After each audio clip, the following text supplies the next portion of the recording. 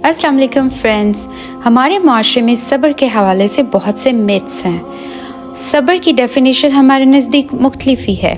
इसकी थोड़ी सी मैं मिसाल देती हूँ।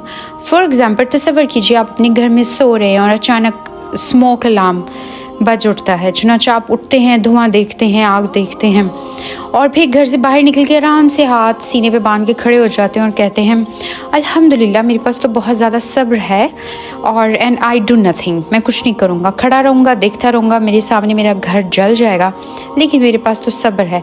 फिर इर्द गिर्द से लोग आपके इर्द गिर्द इकट्ठा होना शुरू करेंगे और कहेंगे वाह वाह क्या सब्र है इसके पास, सामने घर जल रहा है लेकिन सब्र देखो। That's not what सब्र is।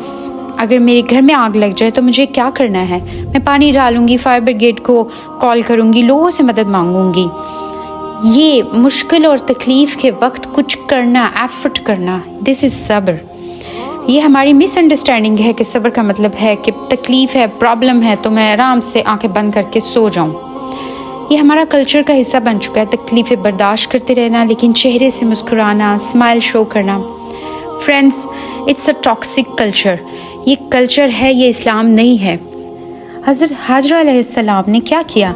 जो अपने बच्चे, छोटे से बच्चे के साथ सहरा में थी, क्या वो लेटी रही, सब्र करती रही? उन्होंने कहा मेरे पास तो बहुत तवक्कुल है, बस ठीक है मैं बैठी रहती हूँ। उन्होंने ऐसा नहीं किया, वो उठी, भागी।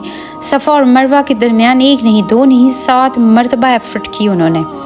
इससे सबक मिलता है कि वो हाथ पे हाथ बंधे नहीं बैठी रहीं, उनके पास सब्र भी था, तवक्कुल भी था, लेकिन उन्होंने एफर्ट की।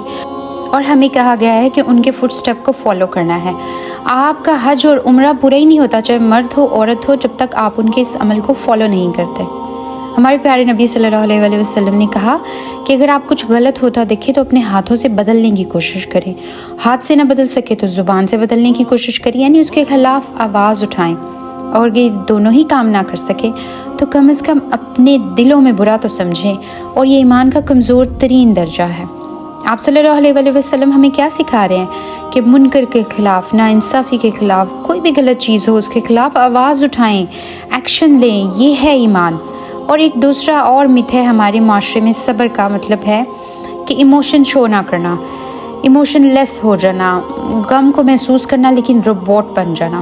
मसलन आपने अक्सर देखा होगा किसी के जनाजे में कुछ लोग बहुत ही रो रहे होते हैं और कुछ स्पार्ट चेहरा लेके खड़े होते हैं। जो रो रहे होते हैं उनको लोग कहते हैं सब्र करें, सब्र करें, और जो स्पार्ट चेहरा लेके खड़े होते हैं उनको कहते हैं माशाल्लाह क्या सब्र है। ये एक गलत डेफिनेशन है सब्र की। हज़रत यकूब अलैहिस्सलाम के बारे में अल्लाह कहता है कि उनके पास सब्र जमील था। वो रोते भी थे, वो इतना रोए कि नाबीना हो गए गम की हालत में। वो अल्लाह से कहते हैं मैं अपने दुख और गम अल्लाह के सिवा किसी से शेयर नहीं करता। इसका मतलब है कि उनके पास बड़ा खूबसूरत सब्र भी था और साथ वो रोते भी थे, गमज़दा भी रहते थे। सब्र का मतलब जज्बात से खाली हो जाना नहीं है। सब्र का ये मतलब नहीं कि आप रो नहीं सकते, गम को महसूस नहीं कर सकते। आप रो सकते हैं, गम को महसूस कर सकते हैं। सब्र का मतलब है कि अल्लाह के हुक्म के ख़िलाफ़ आप कुछ नहीं कह सकते। हमारे प्यारे नबी सल्लल्लाहु अलैहि वसल्लम की एक मशहूर हदीस है कि जब आप हालत गम में थे, अपने बेटे को दफना रहे थे कब्र में, तो आपकी आंखें बह रही थी और आप कह रहे थे कि मेरी आंखें बह रही हैं और दिल में गम है, लेकिन ज़ुबान से ऐसा कलमा नहीं निकलेगा जो अल्लाह को नापसंद हो। यह है परफेक्ट बैलेंस।